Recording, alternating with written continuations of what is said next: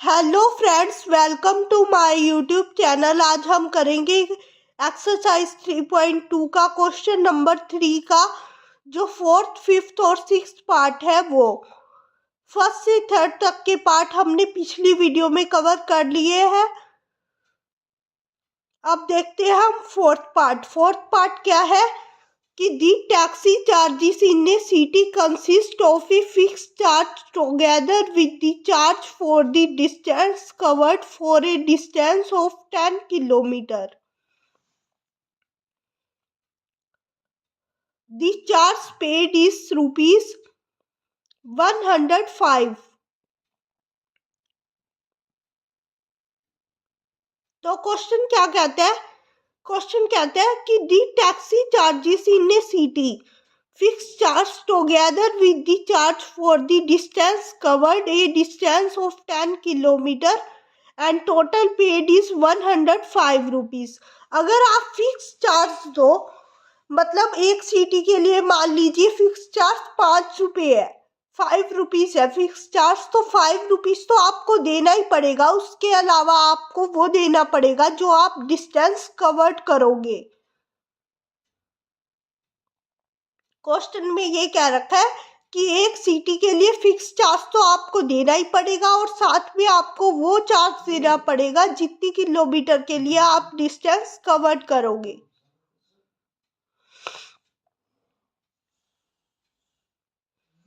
तो यहाँ पे हमें बोल रखा है कि एक सिटी पे फिक्स चार्ज तो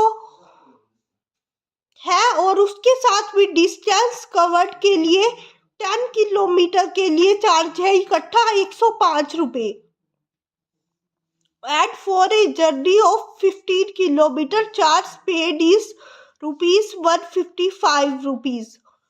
What are the fixed charges and what are the charge per kilometre?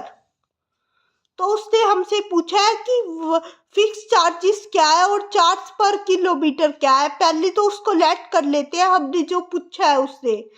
तो उससे पूछा है fix charges eight charge per kilometre rupees. Let the fix charges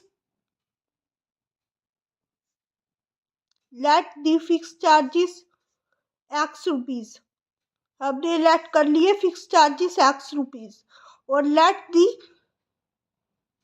charge per kilometre हमने लेट कर लिए, चार्ज पर किलोमीटर हमने late कर लिए वाई रुपीज।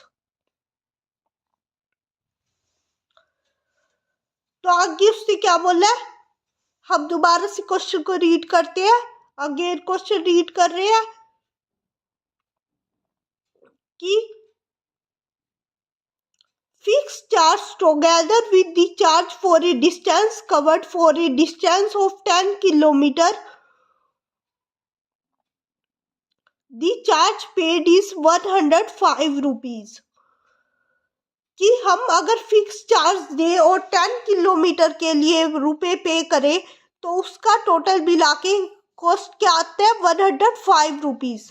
105 रुपीज। तो फिक्स चार्ज तो हमने माना है एक्स रुपीज, तो एक्स प्लस में अगर हम पर किलोमीटर के लिए वाई मान के चले तो 10 किलोमीटर के लिए कितना आएगा हमारा खर्चा। अगर पर किलोमीटर चार्ज मान लो 5 रुपये है तो 10 किलोमीटर के लिए हम क्या करेंगे 10 से मल्टीप्लाई कर देंगे उसको और फिर हमारा 50 रुपीज वो आ जाएगा। 10 इंटू 5 50 रुपीज हमारा आ जाएगा 10 किलोमीटर का चार्जेस। यानी कि यहाँ पे भी हमें क्या करना है, अगर हमने पर चार्ज वाई मानना है तो हमने 10 से मल्टीप्लाई करना है वाई को।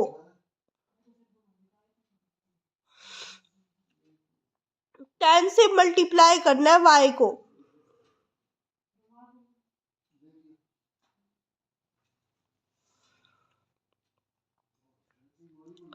तो इनके इकट्ठे कितने हैं 105 रुपीज।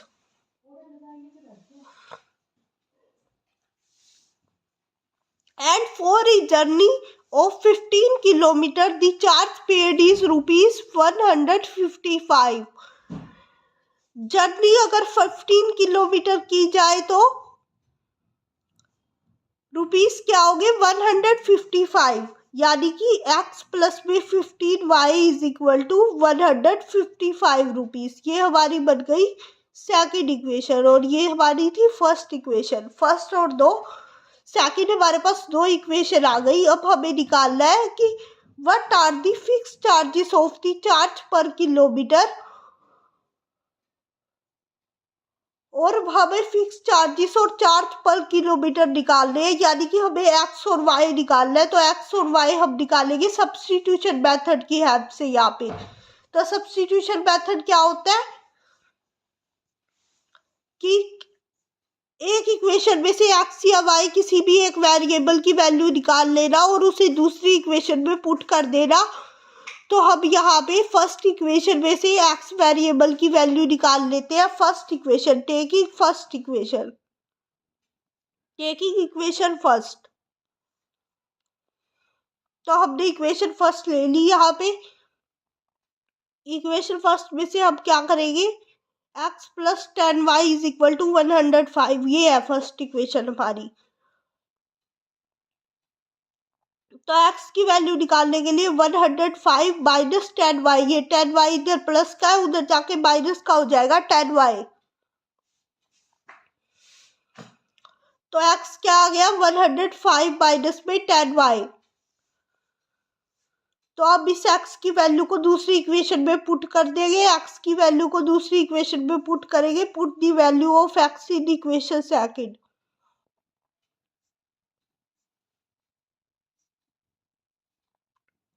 इक्वेशन सेकंड क्या है, x plus 15y is equal to 155। तो x हमारा क्या थी, x की value 105 minus 10y plus 15y is equal to 155।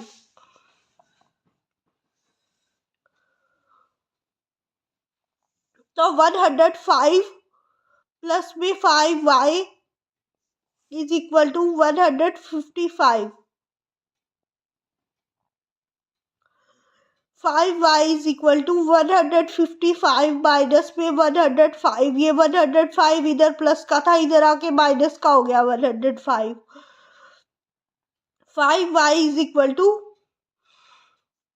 50। 155 में से 105 गए तो क्या बचा, 50 बचा। तो y क्या आ जाएगा हमारा 50 बाई में 5, यानी कि y हमारा क्या आ गया 10। 5 जा 50 होता है तो 10 आ गया y हमारा क्या आ गया 10। y 10, यानी कि पर किलोमीटर का चार्ज है हमारे पास 10 रुपीज। हमने y माना था ना पर किलोमीटर चार्ज को, तो पर किलोमीटर का चार्ज हमारे पास यानी कितना है 10 रुपीज। अब हमें x निकालना है। x हम जो थर्ड इक्वेशन आई थी हमारी, ये वाली थर्ड इक्वेशन आई थी, इसमें पुट करके निकाल लेंगे। x निकालेंगे हम 105 माइनस में 10 इंटू में y कितना है 10। 10 इंटू 10 कितना होएगा 100। 105 माइनस में 100 कितना होएगा 5 रुपीज, यानी कि फिक्स चार्ज हमारा क्या आ गया 5 रुपीज। यानी कि 5 रुपीज तो हमें देने ही पड़ेंगे और 10 रुपीज हमारे पर किलोमीटर के हिसाब से लगेंगे। तो अब आगे उससे एक बात और पूछी है। एक बात और क्या पूछी है, how much does a person have to pay for travelling a distance of 25 kilometre. यदि किसी पर्सन को 25 किलोमीटर का डिस्टेंस कवर करना हो तो उसे कितने रुपए पे करने पड़ेंगे। तो उसे कितने रुपए पे करने पड़ेंगे ये कैसे पता चलेगा।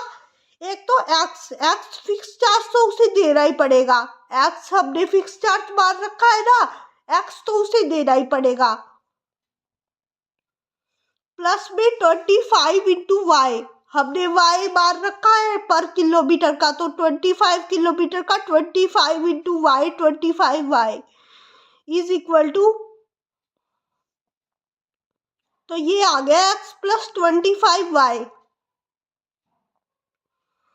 x प्लस 25 वाई इक्वेशन बन गई। अब इस x प्लस 25 वाई में हम x और y की वैल्यू पुट करके हम निकाल लेंगे कि कितना पे करना पड़ेगा उसको। x की वैल्यू क्या आई हमारी 5 आई, प्लस में 25 इंटू वाई की वैल्यू हमारी क्या आई 10 आई, वाई की वैल्यू हमारी क्या आई 10, 5 प्लस में 25 इंटू 10 कितने होते हैं 250, 250 प्लस में 5 255 रुपीज।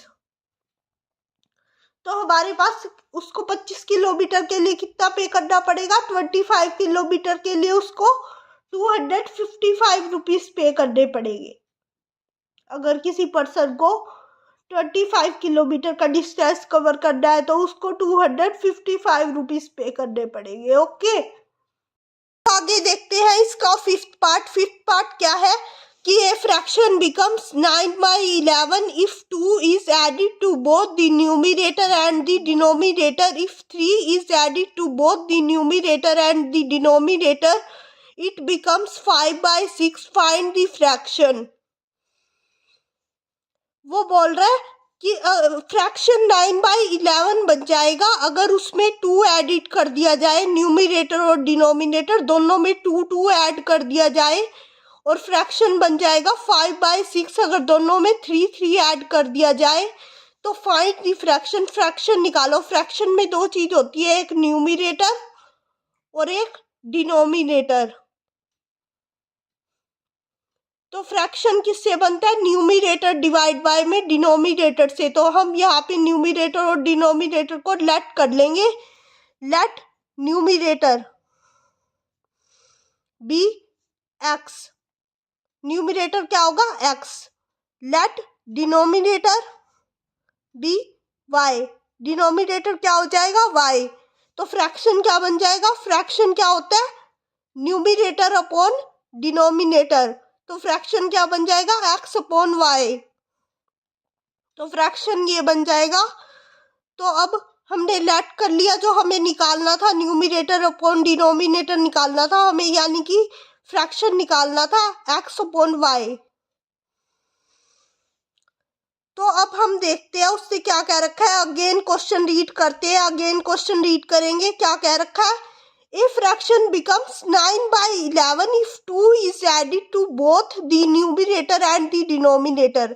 न्यूमरेटर हमारा क्या है x, अगर उसमें 2 ऐड कर दे, और डिनोमिनेटर हमारा क्या है y, अगर उसमें 2 ऐड कर दे तो फ्रैक्शन क्या बन जाएगा 9/11। तो ये हमारी होगी first equation. First equation x by plus 2 by y by 2 is equal to 9/11, ये हमारी होगी फर्स्ट इक्वेशन। अब आगे उसने और भी कुछ कह रखा है। क्या कह रखा है, if 3 is added to both the numerator and the denominator, अगर दोनों में 3 ऐड कर दिया जाए तो फ्रैक्शन बन जाएगा 5/6। चलो दोनों में 3 ऐड कर देते हैं, x plus 3 y plus 3 is equal to 5/6। ये बन गई हमारी सेकेंड इक्वेशन। तो फर्स्ट और सेकंड हमारे पास दो इक्वेशन आ गई। अब इन दोनों इक्वेशंस को सिंप्लीफाई कर लेते हैं। पहले फर्स्ट इक्वेशन को सिंप्लीफाई करेंगे हम। फर्स्ट इक्वेशन ले लेते हैं, taking equation first. x plus 2 by y plus 2 is equal to 9/11। इसको ले लेते हैं, क्रॉस मल्टीप्लीकेशन कर देते हैं। सिंप्लीफाई करने के लिए क्रॉस मल्टीप्लीकेशन करेंगे यहाँ पे। तो क्रॉस मल्टीप्लीकेशन करेंगे तो 11 की x प्लस 2 से मल्टीप्लाई करेंगे और 9 की y प्लस 2 से मल्टीप्लाई करेंगे। 11x plus 22 is equal to 9y plus 18।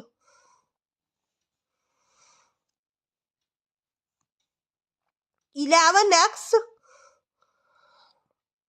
ये डाइड y इधर प्लस का इधर आके माइनस का हो जाएगा, प्लस 22 माइनस 18, ये 18 भी इधर प्लस का इधर आके माइनस का हो जाएगा, इज इक्वल टू 0 आ जाएगा। 11x minus 9y plus 4 equal to 0 आ गया। तो पहली इक्वेशन हमारे पास क्या आ गई, 11x minus 9y plus 4 equal to 0। पहली इक्वेशन हमारे पास ये आ गई। अब सेकंड इक्वेशन को सिंप्लीफाई कर लेते हैं हम। सेकंड इक्वेशन के लिए सेकंड इक्वेशन लिख लेते हैं यहाँ पे, x plus 3 divide by y plus 3 is equal to 5/6। ये थी सेकेंड इक्वेशन। इसको सिंप्लीफाई कर लेते हैं। इसको सिंप्लीफाई वही क्रॉस मल्टीप्लीकेशन से करेंगे।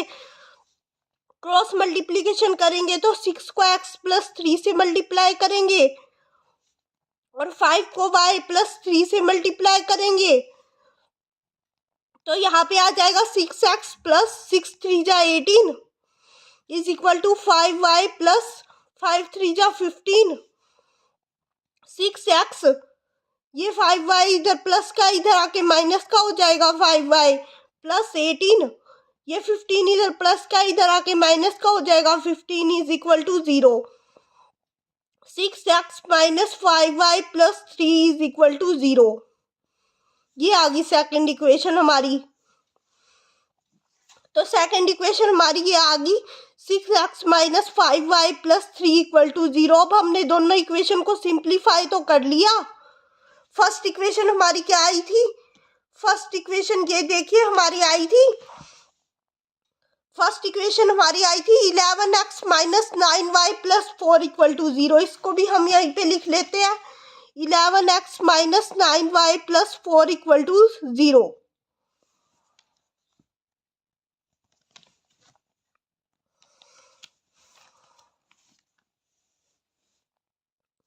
अब इस एक इक्वेशन में से सब्स्टिट्यूशन मेथड की हेल्प से सॉल्व करेंगे। हम इसको किसी एक इक्वेशन में से x या y किसी एक वेरिएबल की वैल्यू निकाल लेते हैं और दूसरी इक्वेशन में पुट कर देते हैं। सपोज हमने सेकंड इक्वेशन हमको सिंपल सी दिख रही है तो सेकंड इक्वेशन में से x की वैल्यू निकाल ली। तो taking equation second 6x - 5y + 3 equal to 0। 6x is equal to 3 minus का हो जाएगा प्लस 5y। 5y इधर जाके प्लस का हो जाएगा और जो प्लस का है उधर जाके माइनस का हो जाएगा। प्लस का 3 माइनस का 3 हो जाएगा और माइनस का 5y प्लस का 5y हो जाएगा। x is equal to 5y - 3y में 6। तो x की वैल्यू आ गई 5y - 3y में 6। तो अब हम इस x की वैल्यू को पुट कर देंगे फर्स्ट इक्वेशन में। Put the value of x in equation first.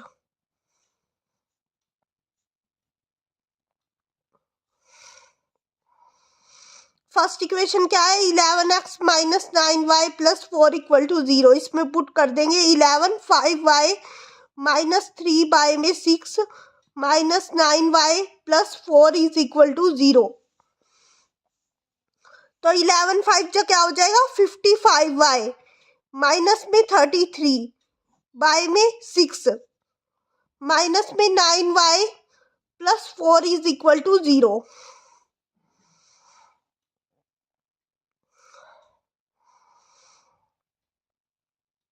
तो यहाँ पे हम एलसीएम ले लेंगे। एलसीएम लेंगे तो क्या आएगा?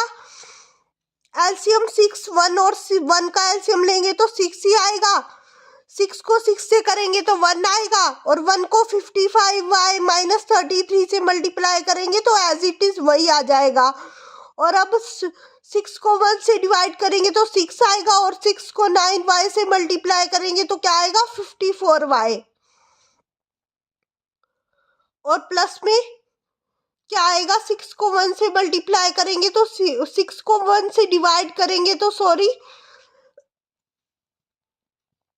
6 को 1 से डिवाइड करेंगे तो आएगा 6 और 6 को 4 से मल्टीप्लाई करेंगे तो आएगा 24 इज इक्वल टू 0 चल रहा था। तो 55y में से 54y गए तो क्या आ जाएगा y और इधर आ जाएगा y 33। अगर 33 में से 24 घटाएंगे तो क्या आएगा 9 लेकिन माइनस का is equal to 6।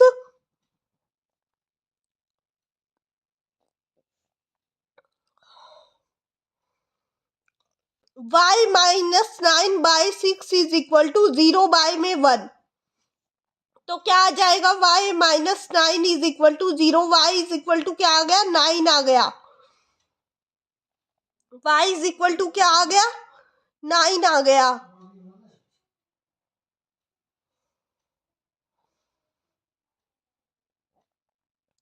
y is equal to 9 आ गया।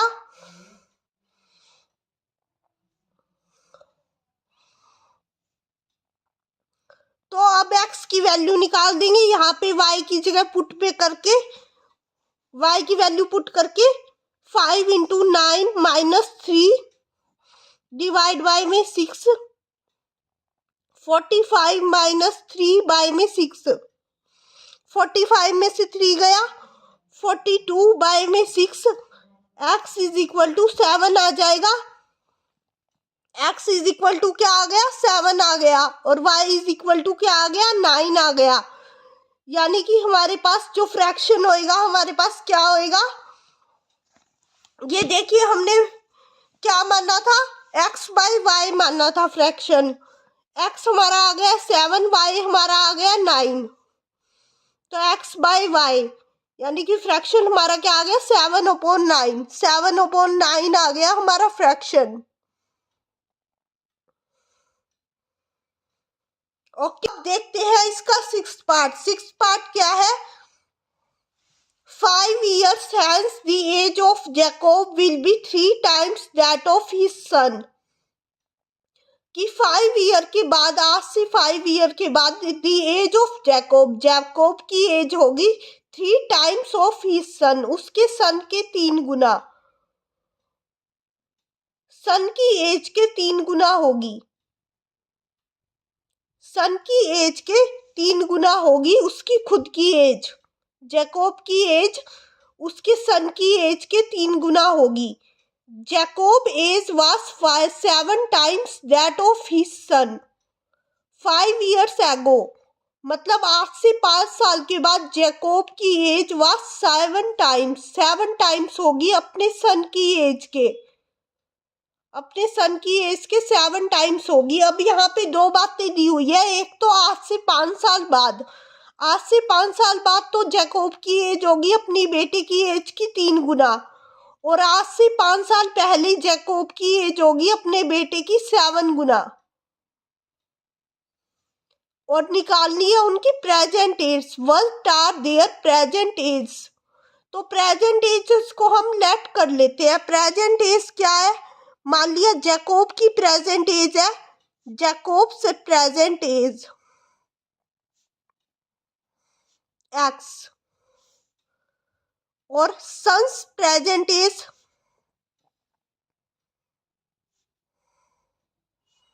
y।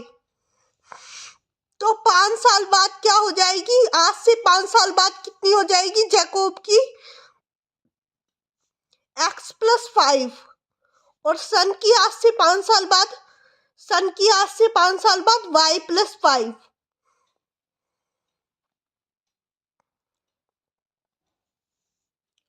तो उसने बोल रखा है जैकोब की जो एज है ना, वो इक्वल होगी सन की एज के 3 गुना, यानी y प्लस 5 के 3 गुना।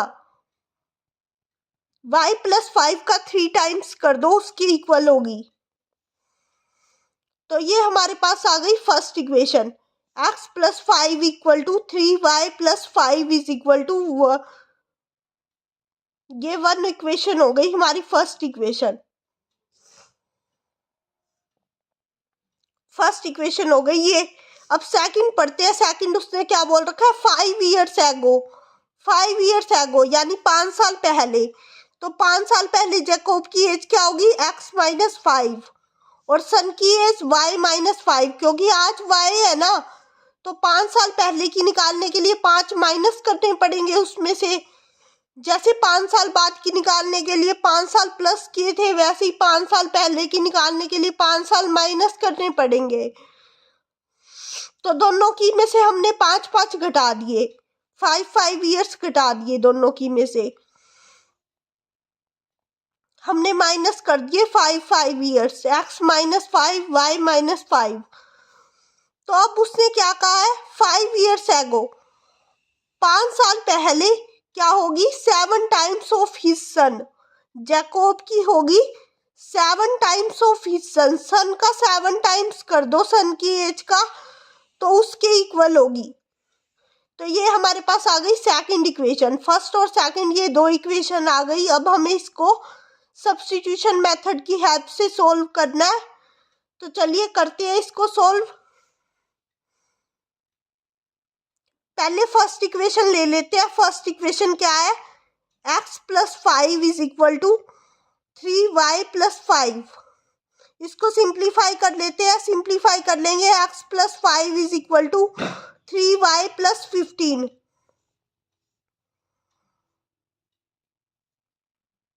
x, ये 3y इधर आके माइनस का हो जाएगा, जो इधर प्लस का इधर आके माइनस का हो जाएगा, +5 - 15, ये 15 भी इधर आके माइनस का हो जाएगा।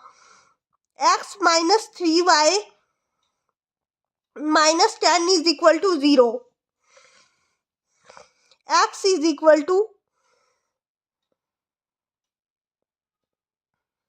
10 + 3y। x की वैल्यू हमारे पास क्या आ गई? 10 + 3y। इनको दोबारा से उधर ले गए तो क्या आ गया? 10 + 3y।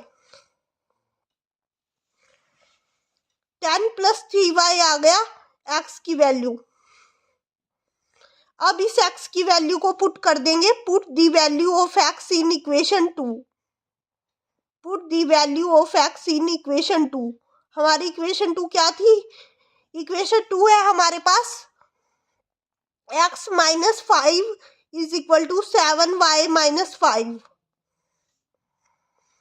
x क्या है? x क्या है? 10 + 3y - 5 = 7 × y, 7y - 7 × 5, 35। 10 + 3y - 5 = 7y - 35। ये आ गया हमारे पास। तो 10 में से 5 गया तो क्या हो गया? 5 + 3y = 7y - 35।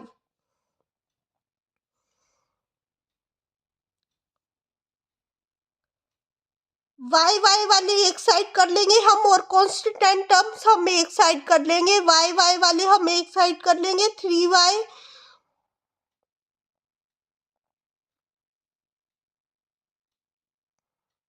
7y = -35 माइनस का 5 -4y = -40। y = -40 में -4, यानी कि y आ गया 10। y क्या आ गया? 10 आ गया। y हमने किसकी प्रेजेंट एज को माना था? y हमने माना था सन की प्रेजेंट एज को, यानी कि y 10 आ गई। सन की प्रेजेंट एज क्या है? 10। और अब हमें x और निकालनी है। x क्या थी? 10 + 3y। ये देखिए 10 + 3y, यहाँ पे थर्ड इक्वेशन। x थी 10 + 3y। तो 10 + 3 इंटू में 10, 10 + 3 इंटू में 10, 30 = 40। तो x क्या आ गई? x आ गई 40, यानी कि जैकोब की खुद की एज क्या है? 40। और उसके सन की एज क्या है? जैकोब की खुद की एज क्या है? 40 और उसके सन की एज है 10। ओके, तो यही था ये क्वेश्चन। यहाँ पे हमारा क्वेश्चन थर्ड कंप्लीट होता है। अगर आपको वीडियो अच्छी लगे तो like, share and subscribe the channel. Okay.